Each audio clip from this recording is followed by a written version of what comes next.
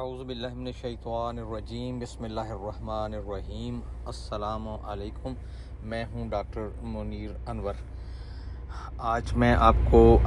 پچھلے دنوں میں ہونے والی G7 کانفرنس کے بارے میں بتاؤں گا۔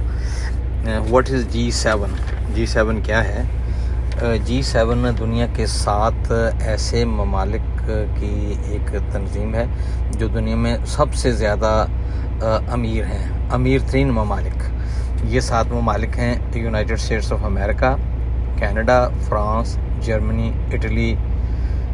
برطانیہ، UK اور جاپان۔ تو یہ وقتاً فوقتاً ان کے سربراہان آپس میں ملتے رہتے ہیں اور اپنے ممالک اور دنیا کے تمام ممالک کے متعلق مختلف موضوعات پر صلاح مشورہ کرتے رہتے ہیں۔ تو پچھلے ہفتے انگلینڈ کے شہر کارنوال، جو کہ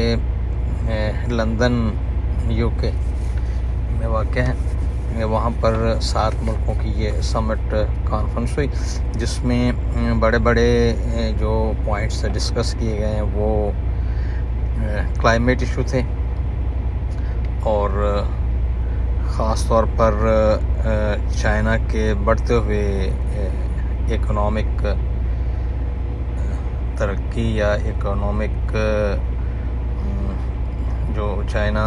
اکنامکلی دنیا میں سٹرونگ ہو رہا ہے، اس پر غور کیا گیا۔ G7 میں اصل میں رشیا بھی پہلے شامل تھا، لیکن جب رشیا نے یوکرائن پر حملہ کیا تو رشیا کو G7 تنظیم سے نکال دیا گیا۔ تو یہاں پہ جو موضوع ڈسکس ہوئے ہیں، جیسے کہ میں نے پہلے بتایا کہ یہ سب سے پہلے وہ کلائمیٹ ایشو تھا، دوسرے نمبر پر COVID-19، اور تیسرے نمبر پر مینلی چائنا کا اکنامکس میں بڑھتا اثر و رسوخ، وہاں پر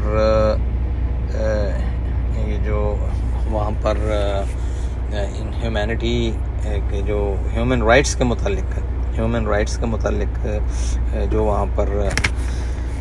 خلاف ورزیاں ہو رہی ہیں، اس کے متعلق اس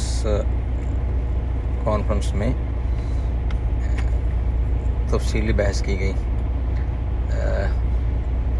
ای ویسٹ کے بارے میں بھی سوچا گیا، کاربن امیشن جو کہ کلائمیٹ سے ریلیٹڈ ہے، اس کے بارے میں بھی سوچا گیا، اور چائنا پہ خاص طور پر ہیومن رائٹس سے، جو کہ شنجانگ اور ہانگ کانگ میں چائنا نے جو وہاں پر ہیومن مسائل ہیں، اس پر چائنا سے اس کو یہ وارن کیا گیا کہ وہ ہیومن رائٹس یہاں پہ اپنے مسئلے حل کریں۔ اور اس کے علاوہ چائنا کی بڑھتی ہوئی اقتصادی پاور کے متعلق سوچ بچار کی گئی، اور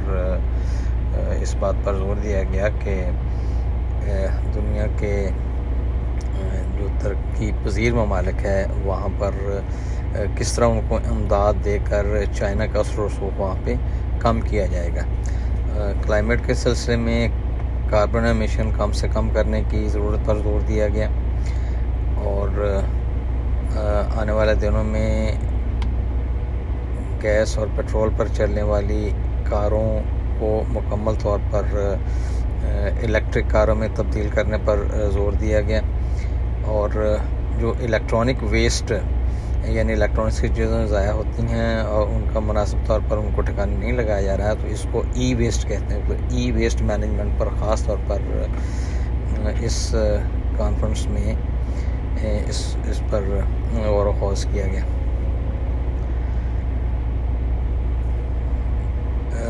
چائنا کے متعلق ایک اور اہم بات یہ ہے کہ ان سربراہوں نے چائنا سے phase 2 transparent investigation of the origin of corona pandemic, اس پر خاص طور پر ڈسکس کیا گیا، اور چائنا سے اپیل کی گئی کہ وہ کورونا پینڈیمک پر جو تحقیقات ہو رہی ہیں کہ کیسے یہ اسٹارٹ ہوا ہے، اس کا اوریجن کیسے ہوا ہے، تو کچھ انویسٹیگیشن تفتیش مکمل ہو چکی ہے، اور اس کا جو فیز 2 چل رہا ہے تو اس میں چائنا سے یہ ریکویسٹ کی گئی ہے کہ وہ اس میں زیادہ سے زیادہ سائنسدانوں کی WHO کے ساتھ تعاون کرے تاکہ اس بات کا تعین کیا جا سکے کہ کرونا وائرس چائنا سے کیسے پینڈیمک بنا۔ کووڈ-19 پر خاص طور پر غور و خوض کیا گیا اور اس سلسلے میں 2 باتوں پہ غور کیا گیا۔ Number 1، 2 billion vaccines third world کو دیے جائیں گے